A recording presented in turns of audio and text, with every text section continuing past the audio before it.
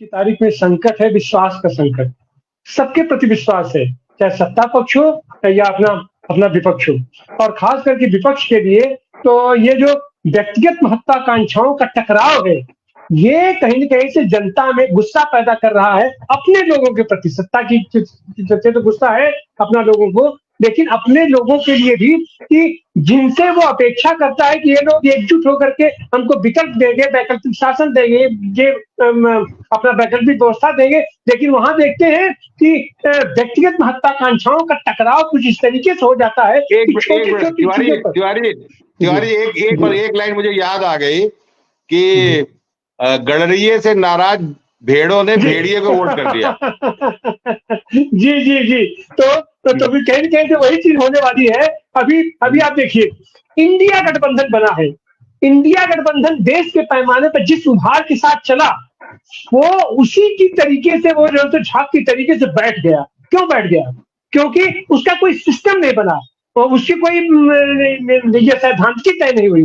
तात्कालिक रूप से व्यक्तिगत महत्वाकांक्षाओं के चलते, व्यक्तिगत महत्वाकांक्षाओं की आंच में उसको सेक करके लोगों ने अपनी अपनी रोटी लोग सेकने की कोशिश की। फल क्या हुआ परिणाम कि जैसे ही पता चला कि व्यक्तिगत महत्वाकांक्षाएं उत्तर परवान नहीं चल रही है, अपना लोग अपना भागना शुरू हो गए। और सबके बावजूद आप उठा करके देखिए कि आज तो चुनाव पीरियड में आ गए ना, अपना कितने दिनों से चर्चा चल रही है, लेकिन आज की तारीख तक कोई भी बैठक तक सारे राजनीतिक दलों का, सारे इंडिया गठबंधन के सारे घटकों का बैठक तक नहीं होता है। एकता के नाम पर अपना सामने खड़ा होकर के 50,000 लोगों को इकट्ठा करके आप मंच पे हाथ से हाथ बांध के उठा देंगे तो उससे एकता नहीं बनती है। एकता बनती है कि आपकी वैचारिक क्या है, आप करना क्या चाहते हैं, आप उसको सांगठनिक स्वरूप आप क्या दे रहे हैं, उस पर किसी का ध्यान नहीं है। अब क्या है, अब हम लोग तो उत्तर प्रदेश के हैं। उत्तर प्रदेश में एक बड़े भाई का चयन कर दिया गया है कि यही सब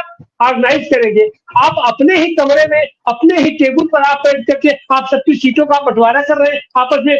राजा की पता ही नहीं मुशायरा बांटने, हम इतनी सीट लड़ेंगे, हम उतनी सीट लड़ेंगे, हम उतनी सीट लड़ेंगे। तो और भी जितने भी राजनीति, और उसके बाद आप छोटे छोटे दलों में तुम्हें आप उनकी महत्वाकांक्षाओं को आप इतना परवान चढ़ा देते हैं कि आप तो मौर्य हैं, सारे मौर्य लोगों का वोट इनके पास है। आप निषाद है, सारे निषाद लोगों का वोट इनके पास है। आप राजभर है, आप पास जो सारे राजभर लोग हैं, आप पटेल हैं, आप पास सब पटेल है। जब आप इस तरीके का आकलन करेंगे तो जाहिर सी बात है कि आप उनके गुब्बारे को तो आप फुला दिए। अब जब वो गुब्बारे को आपने फुला दिया तो वो गुब्बारा उड़ेगा, आकाश में उड़ेगा।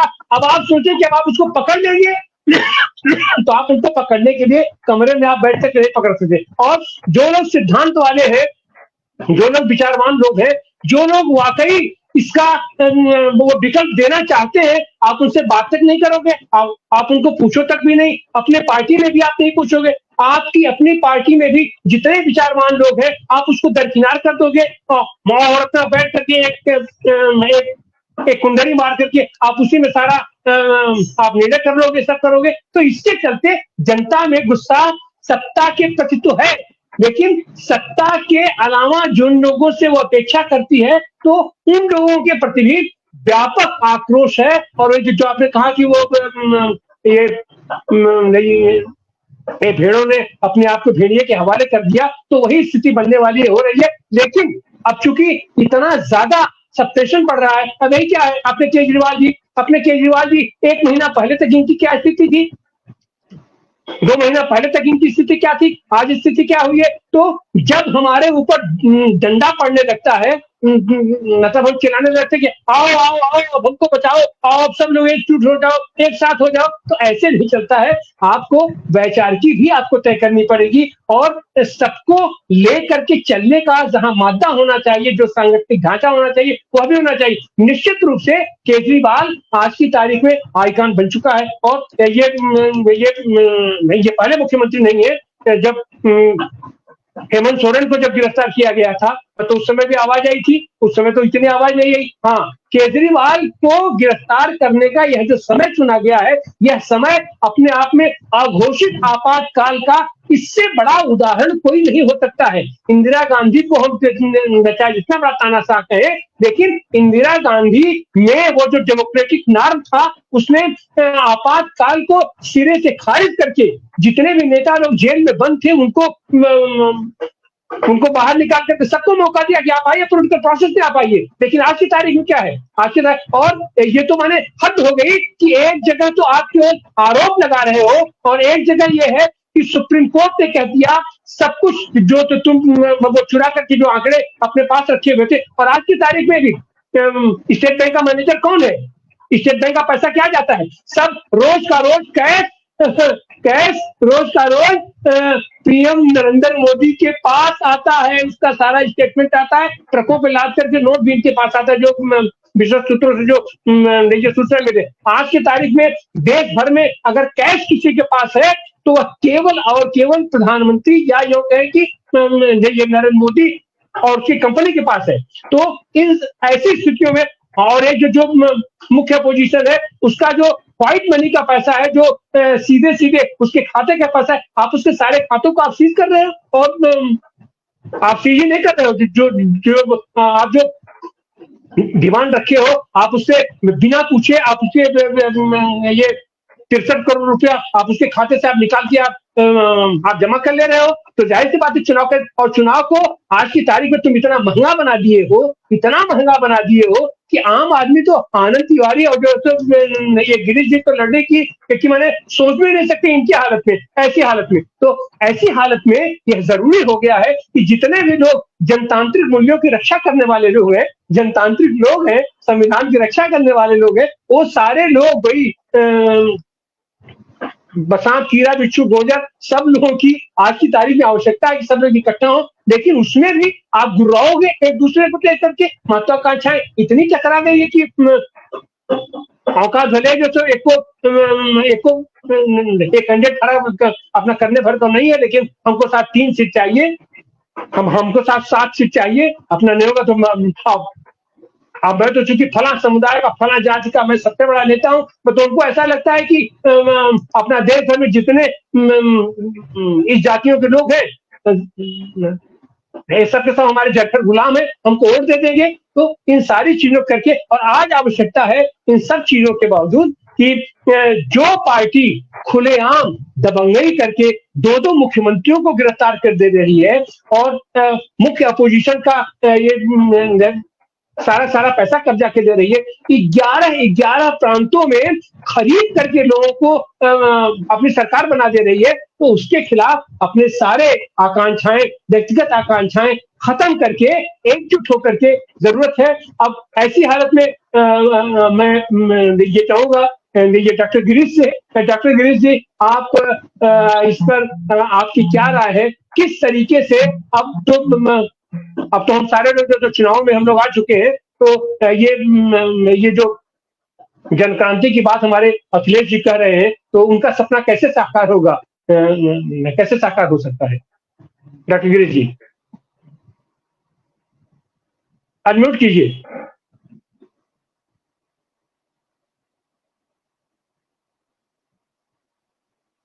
अनम्यूट कीजिए।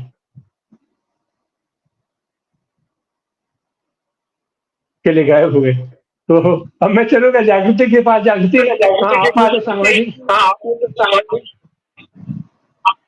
सामाजिक आंदोलनों से लेकर के सारे राजनीतिक आंदोलनों को, और आप तो अपना भूखी है, सब कुछ के बावजूद सारी जन आकांक्षाएं कार्यकर्ता रहने के बावजूद पूरा दर्शन उसको दमिदोज कर दिया गया, और कितने लोग खड़े हुए उस आंदोलन के पीछे। तो ऐसी हालत में जनक्रांति की बात अगर हम करें तो फिर उसमें जी जागृति अनम्यूट करो। मैं शशांक जी की बात का भी जवाब देना चाहती हूँ और आपकी बात का भी, इस बात का ये बात सही है, क्योंकि हम एक सामाजिक कार्यकर्ता हैं, जमीनी स्तर पर काम कर रहे हैं, तो ये एक सबसे बड़ी चिंता का विषय है। मैंने दोनों जगहों पर काम किया, मैं पार्टी का भी काम करीब से देख पाई 2 साल 3-4 सालों में, और सामाजिक कार्यकर्ताओं का भी काम देख पाई। जो गैप आया था इतने सालों में, जो पॉलिटिक्स की अपनी जो कंट्राडिक्शंस हैं और जो गिरावट है, उसका नतीजा है कि आज की डेट में आम आदमी और उसकी जिंदगी जहां इस बदहाली ने पहुंचा दी है कि वो हर वक्त अपने रोजी रोटी के लिए परेशान है। वो सुबह से शाम तक उसकी एक ही चिंता है कि कैसे उसके घर में 2 टाइम का खाना आ सके और उसके बच्चों की पढ़ाई हो सके, कहीं कोई काम मिल सके। इस हालत में अधिकांश जनता, अधिकांश परिवार, सभी जातियों के लोग झेल रहे हैं। वैसे में उनके लिए ये जब दिखाई देता है कि नेता तो भाई एसयूवी में घूम रहा है और उसको पैसे की कोई कमी नहीं है, पार्टी में जिन लोगों की जगह है वहां भी जो कार्यकर्ता भी लेवल भी जो नीचे कार्यकर्ता है वो नहीं सक्रिय होता, वो ये देखता है कि भाई आपके पास तो परनाला है, पूरा नोटों की गड्डियां है और हम जिंदगी लगा दें दरी बिछाते बिछाते। तो आज लोग ये समझ चुके हैं कि बिना पैसा लिए, बिना मदद कुछ दिए आपका काम हम नहीं करेंगे, हमारा काम नहीं है ये पॉलिटिक्स, हमको इस लोकतंत्र से कोई फायदा नहीं है। ये आम लोगों की फीलिंग है। वो चाहे राहुल गांधी जी चले, चाहे अखिलेश यादव जी चले, चाहे शिबू सोरेन के बेटे हेमंत सोरेन जी गिरफ्तार हो जाएं, हालत यही रहती है कि 2-4 हजार पॉलिटिकल कार्यकर्ताओं के अलावा आम लोग निकलते नहीं है।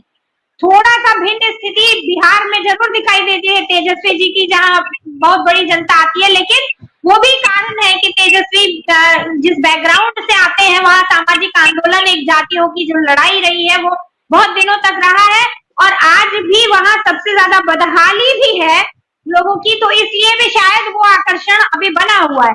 लेकिन उत्तर प्रदेश में कभी ऐसी बुरी स्थिति नहीं थी आज से 10 साल पहले तक, 5 साल पहले तक, कि लोग कंपेयर करें इस तरह की स्थितियों में। लोग ठीक थे, करीब करीब 10-20 परिवार आपको गांव में बदहाल भले ही मिल जाते हो, लेकिन आमतौर पर लोग ठीक ठाक कमा खा रहे थे अपनी जिंदगी। आज वो स्थिति नहीं है।